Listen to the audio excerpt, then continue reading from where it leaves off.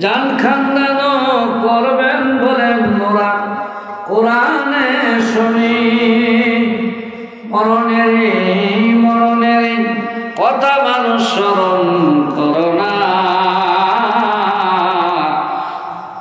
আজরাইলা শিরে বান্ধব কৈফত চলবে না, আজরাইলা শিরে বান্ধব কৈফত চলবে না।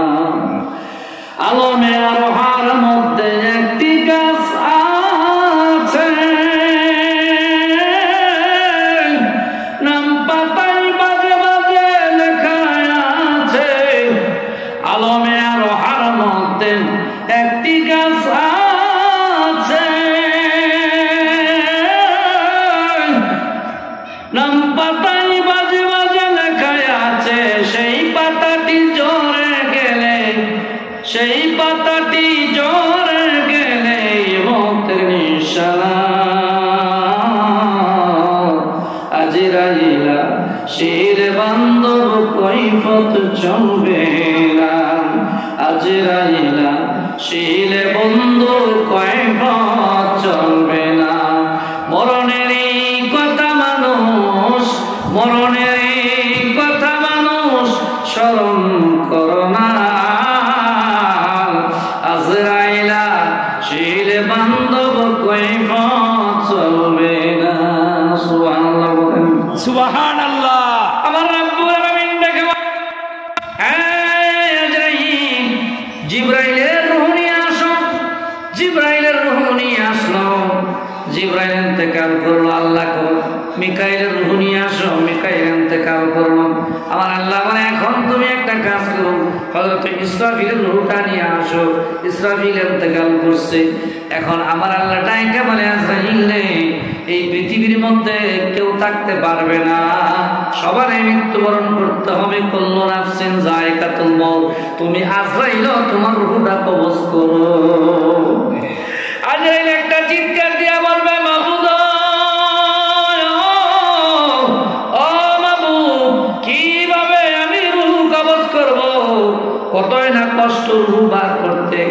অনেক মহিলা আছে যারা গর্ভবতী, এই ইন্তেকালের সময় হয়ে যায়, আমি চাই তোমার হুকুমে মহিলার গর্ভের থেকে যখন আমি তার এই রূহটা বের করি, তার জান কবজ করি, সঙ্গে সঙ্গে সে কতই না কষ্ট করে, কতই না সে বেদনা সহ্য করে।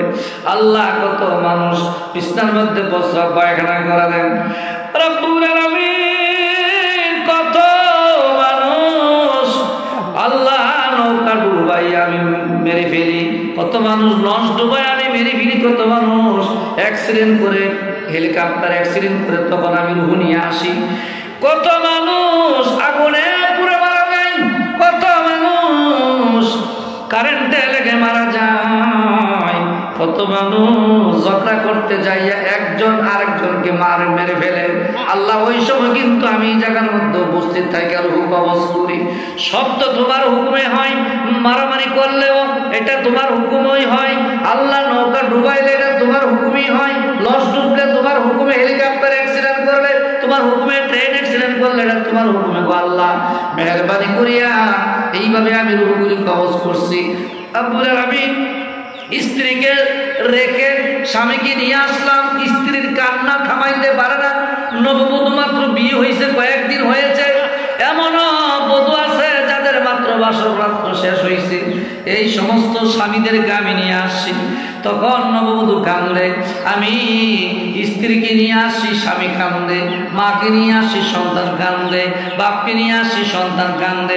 রব্বুল আলামিন এখন আমার রূহ আমি কবজ করবো। আল্লাহ এটা কিভাবে সম্ভব? এই যে আবদারটা তুমি করেছো, এটা আমি কিভাবে পালন করব? এটা আমি কিভাবে ব্যাখ্যা করব? আমি নিজেও বুঝি না, নিজেও জানি না। যদি জানতাম গো আল্লাহ, এই চাকরি আমি করতাম না, এই চাকরি আমি করতাম না।